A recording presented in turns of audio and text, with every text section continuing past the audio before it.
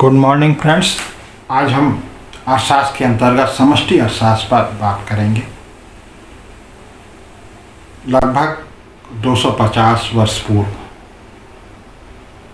आधुनिक अर्थशास्त्र का जन्म हुआ था, जब 1776 में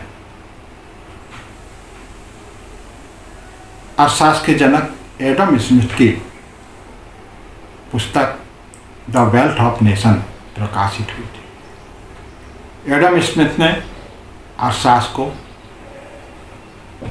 राज अर्थव्यवस्था के रूप में प्रस्तुत किया था। प्राचीन अर्थशास्त्री एडम स्मिथ, जेबी से वाकर आदि ने अर्थशास्त्र को धन का विज्ञान कहा था, लेकिन सन 1890 में प्रसिद्ध अर्थशास्त्री मार्शल ने अर्थशास्त्र को एक नई दिशा दी। अर्थशास्त्र को आर्थिक कल्याण से जोड़ा, मानव कल्याण से जोड़ा और उनकी एक पुस्तक प्रकाशित हुई, प्रिंसिपल्स ऑफ इकोनॉमिक्स, जो अर्थशास्त्र की एक महत्वपूर्ण पुस्तक है। तो अर्थशास्त्र का ऐसा क्रमशः विकास होता रहा। आज हम मूल रूप से समष्टि अर्थशास्त्र के बारे में बात कर रहे हैं, लेकिन इसकी पृष्ठभूमि, विकास क्रम को जानना हमें आवश्यक है, ताकि हम इसे समग्रता से समझ सकें। तो जब 1930 में पूरी आर्थिक मंदी ने पूरे विश्व को प्रभावित किया, उस समय आर्थिक मंदी से पूरा विश्व आर्थिक मंदी से प्रभावित था, उसकी गिरफ्त में था। बहुत सारी आर्थिक समस्याएं उत्पन्न हो चुकी थी और इन आर्थिक समस्याओं ने ही तत्कालीन अर्थशास्त्रियों, विद्वानों और विचारकों को समष्टि मूलक विचार का आधार प्रस्तुत किया। नॉर्वे के प्रसिद्ध अर्थशास्त्री रैगनार फ्रिश ने सर्वप्रथम व्यष्टि और समष्टि अर्थशास्त्र शब्दों का प्रयोग किया, माइक्रो एंड मैक्रो इकोनॉमिक्स। लेकिन समष्टि अर्थशास्त्र का जन्म 17वीं शताब्दी में हो चुका था, जब वाणिज्यवादी अर्थशास्त्रियों ने समष्टि मूलक विचार दिए थे। उनका मानना था कि राष्ट्र को मजबूत होना चाहिए, विभिन्न प्रकार के निर्यात किया जाना चाहिए, शक्तिशाली राष्ट्र होना चाहिए और धन संपत्ति देश में बढ़ना चाहिए। वाणिज्यवादी अर्थशास्त्रियों के बाद प्रकृतिवादी अर्थशास्त्रियों ने भी समष्टि मूलक आर्थिक विचार दिए थे। उन्होंने धन के वितरण का परिभ्रमण सिद्धांत प्रस्तुत किया था। इसके बाद सन 1798 में ब्रिटेन के प्रसिद्ध अर्थशास्त्री थॉमस रॉबर्ट माल्थस ने जनसंख्या का सिद्धांत प्रस्तुत किया था, जो उनके ही नाम माल्थस का जनसंख्या सिद्धांत के नाम से प्रसिद्ध है। इस सिद्धांत पर, जनसंख्या के सिद्धांत पर, उन्होंने संपूर्ण मानव जाति के लिए विचार दिए थे, समष्टि मूलक विचार दिए थे। तो इस प्रकार समष्टि अर्थशास्त्र का विकास क्रम चलता रहा।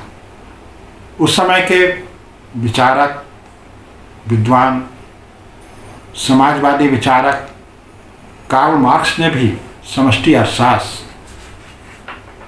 पर कहा था कि धन का वितरण समान होना चाहिए। इस प्रकार समष्टि अर्थशास्त्र का विकास चलता रहा। समष्टि अर्थशास्त्र का जो विकास को आगे बढ़ाया, इसको विकसित करने का जो श्रेय जाता है, वो प्रसिद्ध अर्थशास्त्री J.M. कीन्स को जाता है। जब उनकी प्रसिद्ध पुस्तक 1936 में प्रकाशित हुई, general theory of employment, interest and money. इस पर उन्होंने आय, उत्पादन, बचत, रोजगार आदि पर अपने आर्थिक विचार प्रस्तुत किए और इस प्रकार अर्थशास्त्र के अध्ययन की दो रीतियां सामने आईं, जिसमें नंबर 1 व्यष्टि आर्थिक विश्लेषण और दूसरा समष्टि आर्थिक विश्लेषण, माइक्रो इकोनॉमिक एनालिसिस और मैक्रो इकोनॉमिक एनालिसिस। ये दो विचार, दो रीतियां अर्थशास्त्र के सिद्धांतों के अध्ययन, उनकी विधियों के अध्ययन, आर्थिक अध्ययन के रूप में हमारे सामने दो रीतियां आई। तो हम इस पर द्वितीय विधि अर्थशास्त्र के अध्ययन की समष्टि अर्थशास्त्र, इस पर हम आज बात कर रहे हैं। तो आर्थिक समस्या क्या है? लोग अपनी आजीविका चलाने के लिए, धन अर्जन करने के लिए, अपनी इच्छाएं और आवश्यकताओं की पूरा करने के लिए कार्य करते हैं, लेकिन मनुष्य की इच्छाएं और आवश्यकताएं अनंत हैं। एक आवश्यकता की पूर्ति के बाद दूसरी आवश्यकता उत्पन्न हो जाती है। इस प्रकार आवश्यकताएं तो असीमित हैं।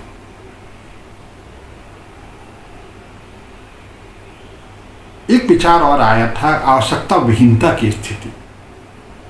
हम आवश्यकता विहीनता की स्थिति में पहुंचने का प्रयास तो करते हैं, लेकिन आवश्यकता विहीनता की स्थिति आती नहीं है। यह एक काल्पनिक धारणा है, क्योंकि हम यह जानते हैं कि जब बच्चा माँ के गर्भ में आता है, वहीं से उसकी आवश्यकताएं प्रारंभ हो जाती हैं और जब उसकी मृत्यु हो जाती है तो अंत्येष्टि और विभिन्न प्रकार के कर्मकांड के रूप में आवश्यकताएं चलती रहती हैं। अर्थात आवश्यकताएं जन्म से पहले प्रारंभ हो जाती हैं और हमारी मृत्यु के बाद तक चालू रहती हैं। तो आवश्यकता विहीनता की स्थिति में तो नहीं पहुंचा जा सकता।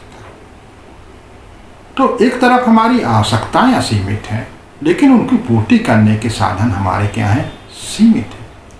इस सीमितता के कारण ही जो हमारे पास संसाधन उपलब्ध हैं, उनका सर्वोत्तम उपयोग किया जाना चाहिए, वैकल्पिक उपयोग किया जाना चाहिए।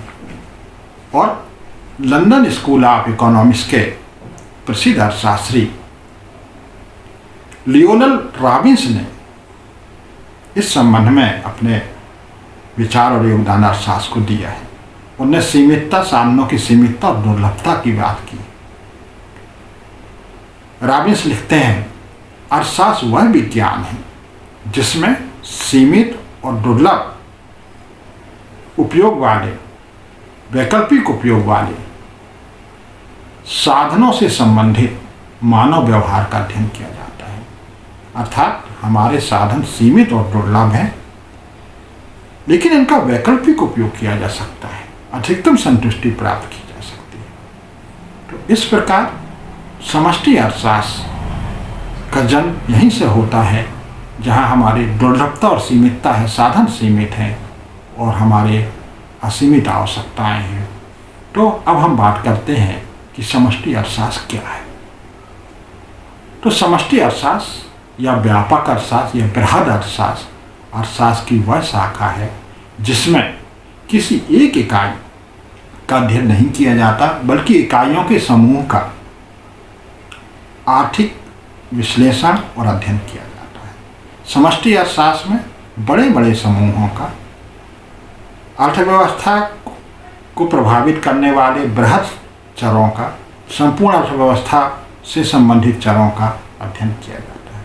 समष्टि अर्थशास्त्र में कुल उत्पादन, कुल उपभोग, कुल विनियोग, कुल बचत, समान कीमत स्तर, समान मजदूरी का स्तर, समान लागत का स्तर आदि का अध्ययन किया जाता है। अमेरिकी मूल के एक अर्थशास्त्री के बोल्डिंग हुए हैं। इन्होंने समष्टि अर्थशास्त्र की एक अच्छी परिभाषा दी है।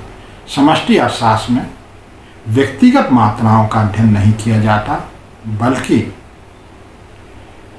उन मात्राओं के योगों का अध्ययन किया जाता है। इसका संबंध व्यक्तिगत आय से ना होकर के राष्ट्रीय आय से है। इसका संबंध व्यक्तिगत कीमतों से ना होकर के सामान्य कीमत स्तर से है। इसका संबंध व्यक्तिगत उत्पादन से ना होकर के राष्ट्रीय उत्पादन से है। तो इस प्रकार जब हम बृहत की बात करते हैं, समग्र की बात करते हैं, तो हम संपूर्ण अर्थव्यवस्था की बात करते हैं, तो हम समष्टि अर्थशास्त्र की बात करते हैं। अब समष्टि अर्थशास्त्र में हम क्या अध्ययन करते हैं? तो सबसे पहले राष्ट्रीय आय तथा रोजगार का निर्धारण कैसे होता है, यह हम समष्टि अर्थशास्त्र में अध्ययन करते हैं। समान कीमत स्तर कैसे निर्धारित होता है और किन तत्वों का प्रभाव पड़ता है। मुद्रास्फीति किस प्रकार उत्पन्न होती है और अर्थव्यवस्था पर मुद्रास्फीति का क्या प्रभाव पड़ता है, इन्फ्लेशन का क्या प्रभाव पड़ता है, मुद्रा संकुचन का क्या प्रभाव पड़ता है। आर्थिक विकास के निर्धारक तत्व कौन कौन से हैं, विकास की मुख्य समस्याएं कौन कौन सी हैं, सरकार की आय व्यय की स्थिति क्या है, उत्पादन के साधनों को